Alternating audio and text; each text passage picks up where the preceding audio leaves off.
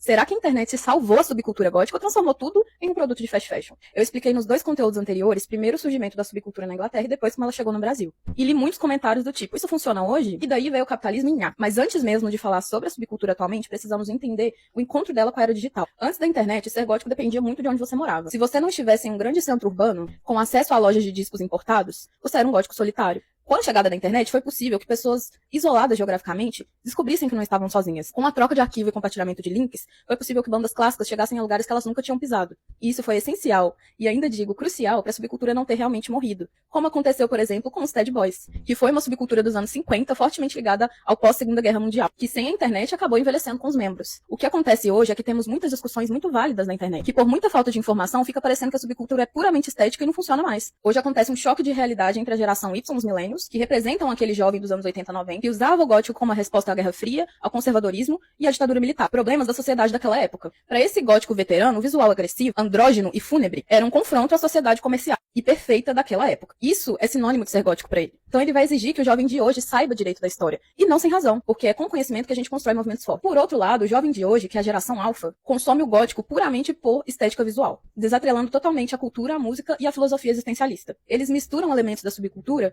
sem entender o contexto da rebeldia que causou aquilo tudo. Estou falando de uma forma bem generalizada, porque apesar de saber que não são todos, é a grande maioria.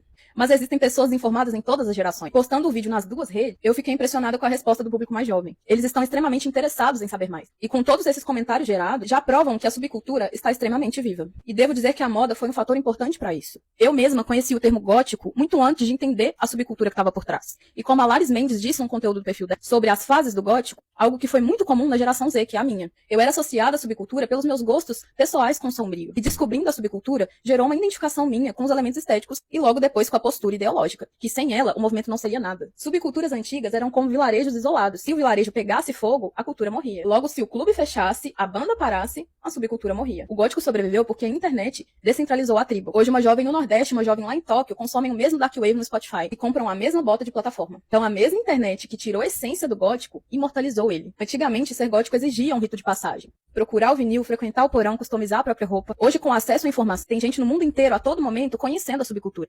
principalmente pela identificação estética. Hoje basta um clique para adotar a aesthetic. Então deem valor quando vocês veem o criador de conteúdo espalhando a informação. Não que quem está na internet puramente para a estética não tenha valor, porque cada pessoa tem o seu nicho de conteúdo. Mas é com a informação que a subcultura vai sobreviver. E no próximo vídeo eu vou contar como foi exatamente com a subcultura na virada do século para a era digital. Então me siga para mais.